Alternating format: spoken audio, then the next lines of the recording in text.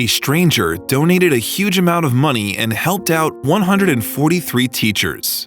Teachers are the ones who always support their students during their school years and do their best to teach them everything essential that will help the kids in their adult life. They try to create a bond and hit it off with each child in their class. Such relationships can often lead to a lifetime of loving learning, as are founded on a solid and caring background. Parents trust teachers and want them to make their kids love different subjects such as ABCs, algebra equations, and grammar techniques. The educators ask for very little in return. At the beginning of the year, the teachers ask parents to buy such necessary things for their kids as pencils, binders, lined paper, or calculators. Usually, they want their students to use them within the classroom. Yet, a lot of parents don't understand why they should buy such things. They are convinced teachers are the ones who should provide their students with stationery, as they already pay taxes to the town where the children go to school. Unfortunately, some school districts force teachers to buy school supplies from their own salary, which is far from high, by the way. Usually, teachers earn $38,617 per year, which is barely livable in today's society. Yet they still have to buy stationery with their own money while paying the bills and buying their own necessities. A lot of people realize it's too complicated for teachers to carry out this additional duty, so they create fundraisers or donate themselves to the schools to help the growing cost of paper and pens for children. However, there is one man who did something bigger than just donated a few dollars. He took the responsibility of paying for these things to an absolutely new level. The Pendleton County School District is a small school organization in Pendleton County, Kentucky. There are 143 teachers and a few other staff members. The teachers have always purchased the stationery at the beginning of each school year. Usually, the average amount each of them has paid was over $100 per year on supplies students use within the class.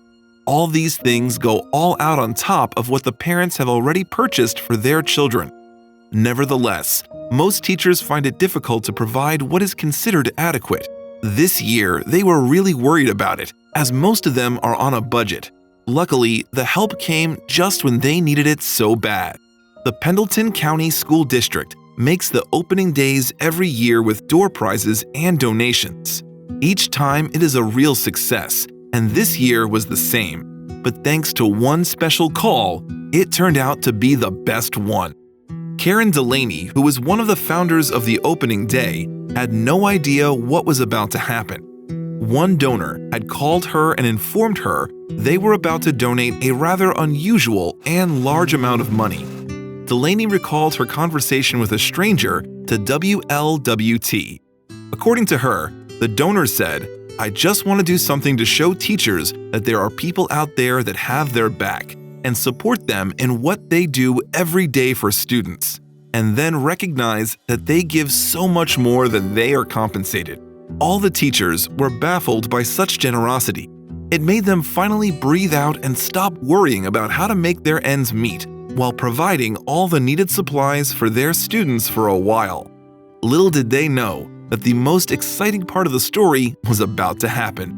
As there are 143 teachers, the donator decided to make each teacher receive $100 to go towards classroom supplies. In general, it was $14,300. There have never been such huge donations before. And you know what? Despite the desire for everyone to be popular and famous, the donator wished to stay anonymous. The school district superintendent, Joe Bucherly, sent an email to A+ concerning the profound gratitude the teachers and other staff members felt towards the anonymous donor. Upon hearing of the individual's intent to donate $100 each to my staff, I was overcome with pride to be a part of this community, Bucherly told WLWT5. As I look at the Facebook photo and see their smiles, I am so appreciative that an individual would be so supportive of our teachers and public educators in general.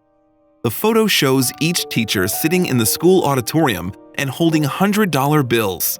It has gained huge popularity, and was posted to the Pendleton County Schools Facebook page with a caption, "Pendleton County Schools opening day for the 2018-2019 school year was this morning.